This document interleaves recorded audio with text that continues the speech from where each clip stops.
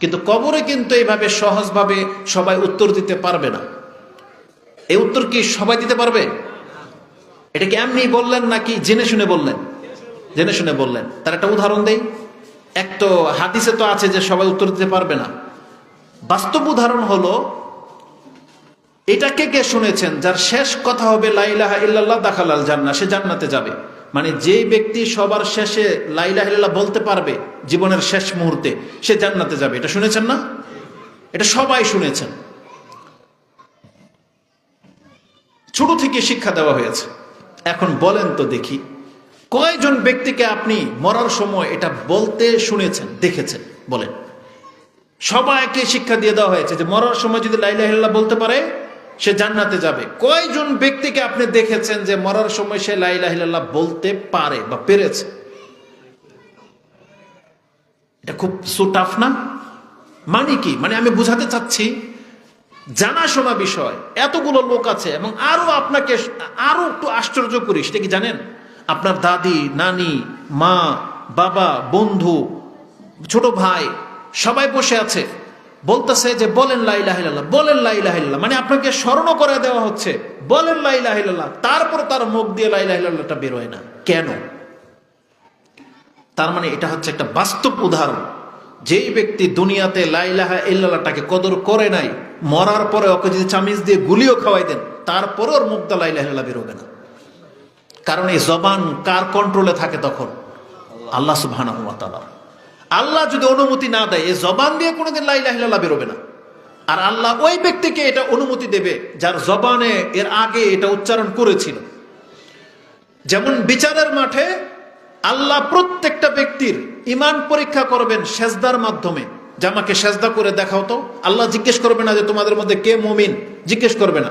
আল্লাহ বলবে কে মুমিন কে কাফের, প্রমাণ হয়ে যাবে কিভাবে? যে আমাকে সেজদা করে দেখাও।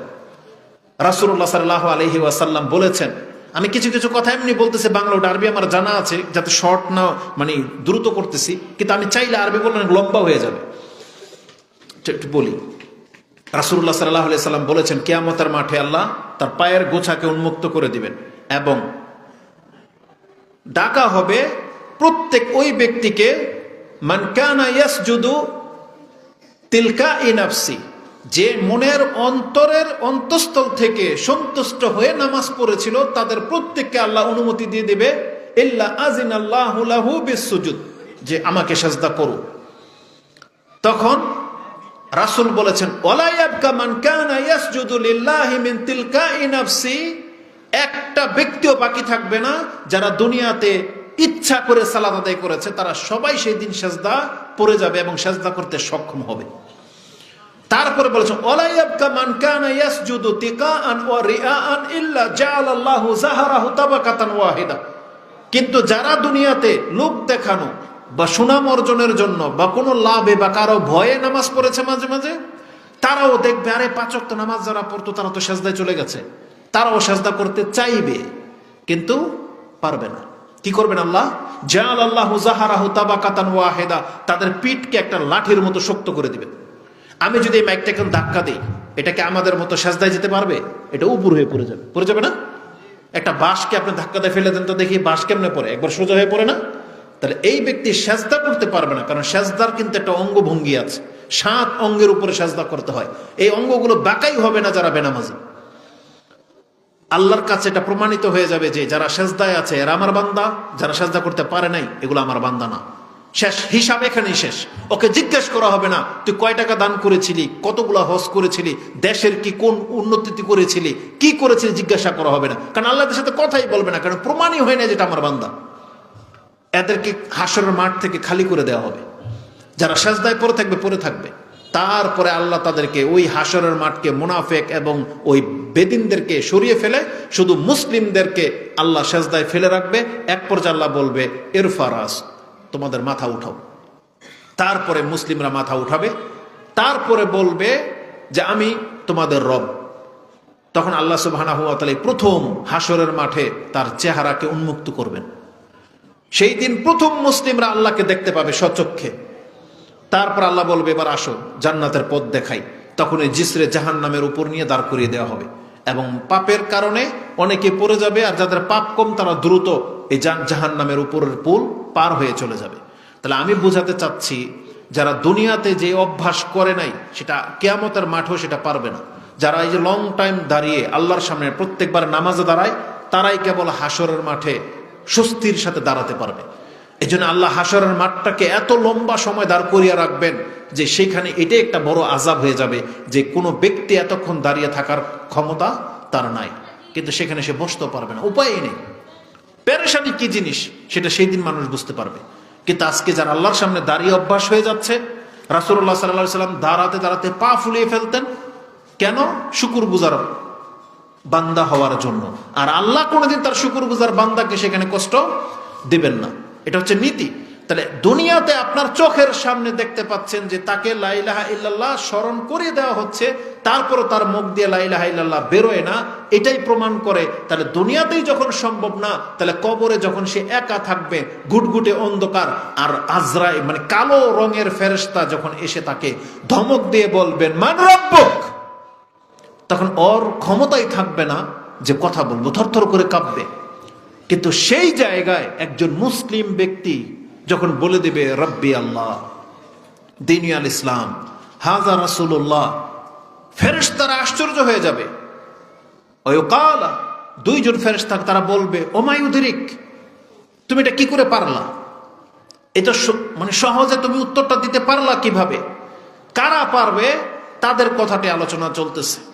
সেই মুসলিম ব্যক্তি বলবে, যারা পারবে তারা বলবে কারাউতু কিতাবাল্লাহ ফাআমানতু বিহি, আমরা আল্লাহর কালাম পাঠ করেছিলাম, ওই কালামের প্রতি ঈমান এনেছিলাম, ওয়াসাদ্দাকতু, এবং ওই কালামের মধ্যে যা আছে আমরা সেগুলোকে সত্যায়ন করেছি, মেনে চলেছি। তার মানে এই কোরআনকে যারা পড়ে, কোরআনের প্রতি যা আছে ঈমান রাখে, আর যারা এটা আমল করে, তারাই কেবল কবরে জবাব দিতে পারবে। তাহলে দেখেন, যে কোরআনটাকে আপনি ছেড়ে দিয়ে বসে আছেন, অথচ এই কোরআন পড়লে আপনি কবরের জবাব দিতে পারবেন, নয়তো জবাব দিতে পারবেন না। আর হাদিস স্পষ্ট, আবু দাউদ আপনি পেয়ে যাবেন 35 নম্বর অধ্যায় কবরের ফিতনা সম্পর্কে হাদিস, সম্ভবত 4753 রয়েছে। এই ব্যক্তি যখন জবাব দিতে পারবে, আল্লাহর পক্ষ থেকে বলা হবে সাদাকা আবদি, আমার বান্দা সত্য বলেছে, ফাফরিশুহু মিনাল জান্নাহ, তার জন্য জান্নাতের বিছানা বিছিয়ে দেওয়া হোক। ওয়াফতাহু লাহু বাবান ইলাল জান্নাহ, তার কবরের মধ্যে একটা দরজা করে দেওয়া হোক, যেটা জান্নাতের সাথে লেগে দেওয়া হোক, বুঝেন? এবং তার কবরকে অনেক প্রশস্ত করে দেওয়া হোক। রাসূলুল্লাহ সাল্লাল্লাহু আলাইহি সাল্লাম বলেছেন, তখন তার কবরকে এতটা প্রশস্ত করে দেওয়া হবে যতটুকু তার দৃষ্টি যায়। আমরা তো তাকে রাখছি মাত্র 3.5 হাত মাটির নিচে, তাই না? মাত্র 1.5 হাত কবর করা হয়, আর আল্লাহ সেটাকে একটা জগতে পরিণত করে দিবেন, একটা জগৎ। জান্নাত থেকে রাউহা ওয়াত-তাইয়িব, সুগন্ধি এবং ওই ফুলের গ্রান জান্নাত থেকে ভেসে আসতে থাকবে তার কবরে। কার? যেই ব্যক্তি জবাব দিতে পারবে যে রাব্বি আল্লাহ, দীনি আল ইসলাম, ও হাযা রাসূলুল্লাহ। আর এটা সবার মুখ থেকে বেরোবে না। আপনি মনে করেন না যে আমি তো দুনিয়ায় অনেক টাকা কামিয়েছি, দান করেছি, আপনার সেই যোগ্যতা হবে না। যারা দিন পালন করেছে, যারা কোরআন মানে ঈমান আল্লাহ যথেষ্ট হবে না, কোরআন পড়াও যথেষ্ট হবে না, মানে কোরআনের প্রতি ঈমান এনে পড়তে হবে এবং আল্লাহ যা বলেছে সেটা আপনাকে মানতে হবে, নাহলে উপায় নেই বাঁচার। আল্লাহ সুবহানাহু ওয়া তাআলা কোরআনে বলিয়ে দিয়েছেন, যেটা আপনি সূরা মায়দা 5 নম্বর সূরার 68 নম্বর আয়াত আপনি পেয়ে যাবেন। আল্লাহ বলেছেন, হে নবী বলেছেন, কুল ইয়া আহলাল কিতাবি লাস্তুম আলা শাই হাত্তা তুকিমুত তাওরাতা ওয়াল ইনজিলা ওয়া মা উনজিলা ইলাইকুম মির রাব্বিকুম। হে নবী, আপনি বলে দেন এই ইহুদি নাসারাদেরকে এবং পৃথিবীর মানুষকে, যতক্ষণ পর্যন্ত এই কোরআনকে নিজের জীবনে বাস্তবায়ন না করবে, লাস্তুম আলা শাই, আল্লাহর কাছে তোমাদের কোনো উল্লেখযোগ্য পরিচয়ই নেই। তুমি কোন বংশের, কোন দেশের, কত মানে গ্রেটওয়ালা লোক, কত সার্টিফিকেট তোমার আছে, এটা আল্লাহর কাছে কোনো পাত্তাই পাবে না। আল্লাহ বলেন লাস্তুম আলা শাই, তুমি কোন বংশের, কোন নবীর জন্ম তোমার, এটাতে আল্লাহ সুবহানাহু ওয়া তাআলা কোনো পরোয়া করে না। হাত্তা তুকিমুত তাওরাতা ওয়াল ইনজিলা ওয়া মা উনজিলা ইলাইকুম মির রাব্বিকুম। সূরা মায়দার এই আয়াতের তাফসীরে ইমাম বুখারী রাহিমাহুল্লাহ তিনি ইমাম সুফিয়ান আর সাউরি রাহমাহুল্লাহর একটা উক্তি নকল করেছেন। তিনি বলেছেন, ইমাম সুফিয়ান বলেন, মা ফিল কোরআনি আয়াতুন আশাদ্দু আলাইয়া, আমার উপরে কোরআনের আর কোনো আয়াত এত কঠিন মনে হয় নাই আমার জীবনের উপরে এই আয়াতটা যতটা কঠিন। কারণ আল্লাহ বলেছেন, আমি যদি কোরআনকে নিজের জীবনে বাস্তবায়ন না করি তাহলে আল্লাহ আমাকে গ্রহণ করবে না। এটা কত বড় কথা।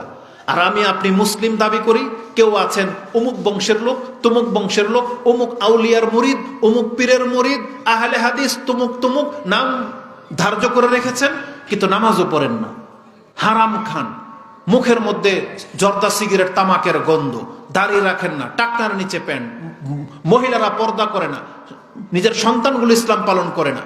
আপনি যে কোনো, যদি আপনার রাসূলের বংশের হয়ে থাকেন, আপনারও নাজাত নাই যদি কোরআনটাকে বাস্তবায়ন না করে। এটা সস্তা কিছু না। এই কোরআনকে যারা ছেড়ে দিয়েছে তারা জীবনের জন্য এত একটা বড় বোকামি করেছে, সেটা মরার পর থেকে শুরু হয়ে যাবে। কারণ কবরেই তো সে প্রশ্নের জবাব দিতে পারবে না। এই জন্য কোরআনটাকে আপনি সস্তা কিছু ভাইবেন না। আর কোরআনের শুধু হেফজ করেই দিয়েই আপনি ক্ষান্ত থাইকেন না, বরং এটার একটা হক আছে, এটা একটা দাবি আছে। এই কোরআন অত্যন্ত ভারী জিনিস। ইন্না সানুলকি আলাইকা কাউলান সাকিলা, রাসূলকে বলা হয়েছে আপনার উপরে আমি এখন একটা ভারী কিতাব নাজিল করতে যাচ্ছি। এটা অত্যন্ত ভারী, এর দায়ভার। এটা যেমন মর্যাদার দিক থেকে ভারী, এটাকে রক্ষা করাও কঠিন। আবার যারা এটাকে রক্ষা করে চলবে, রাসূলুল্লাহ সাল্লাল্লাহু আলাইহি সাল্লাম বলেছেন, একটা ইমাম বলেছেন যে এই কোরআনকে যারা মানে কষ্ট করে, কিয়ামতের মাঠে তার দেহটাকে আল্লাহ মিজানের পাল্লায় সবচেয়ে ভারী করে দিবেন।